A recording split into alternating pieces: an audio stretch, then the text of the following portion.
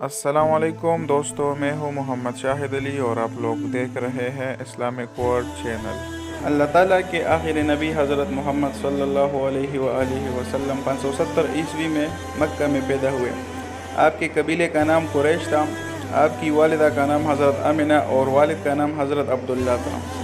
آپ کے والد آپ کی پیدائش سے چند ہفتے پہلے وفات پا گئے تھے۔ جب آپ 8 سال کے تھے تو آپ کے دادا بھی وفات پا گئے۔ پھر آپ کی پرورش آپ کے چچا ابو طالب نے کی۔ آپ ہمیشہ سچ بولتے اور وعدہ پورا کرتے، اسی وجہ سے مکہ کے لوگ آپ کو صادق اور امین کہتے ہیں۔ 25 برس کی عمر میں آپ نے حضرت خدیجہ رضی اللہ تعالیٰ عنہ کا تجارتی سامان لے کر شام گئے۔ حضور کی ایمانداری سے متاثر ہو کر حضرت خدیجہ نے انہیں نکاح کا پیغام بھجوایا۔ نکاح کے وقت حضرت خدیجہ کی عمر 40 سال تھی اور آپ کی عمر 25 سال تھی۔ آپ غار حرا میں اکثر جاتے اور تنہائی میں اللہ تعالیٰ سے دعائیں کرتے۔ جب آپ کی عمر 40 سال کی ہوئی تو ایک دن وہاں اللہ تعالیٰ کے فرشتے حضرت جبرائیل آئے۔ انہوں نے بتایا کہ اللہ تعالیٰ نے آپ کو آخر نبی چن لیا ہے۔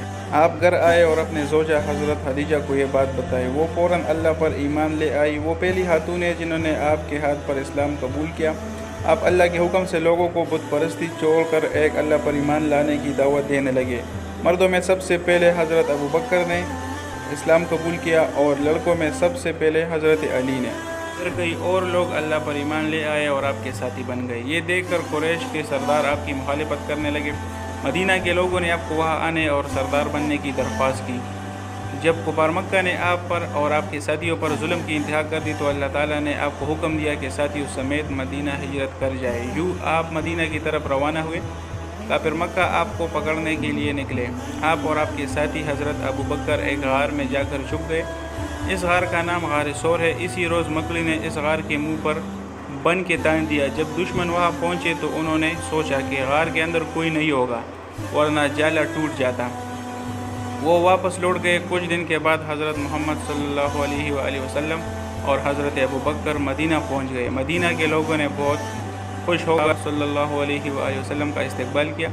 اس وقت آپ کی عمر 53 برس تھی۔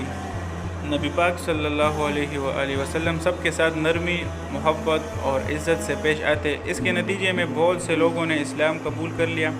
آپ کی تعلیم و تربیت کے اثر سے معاشرہ بدل گیا۔ عورتوں کو عزت ملی اور غریبوں، یتیموں اور محتاجوں کو بھی احترام ملا۔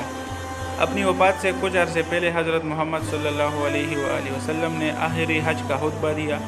یہ خطبہ پوری انسانیت کے لیے ہدایت اور رہنمائی پر مبنی ہے۔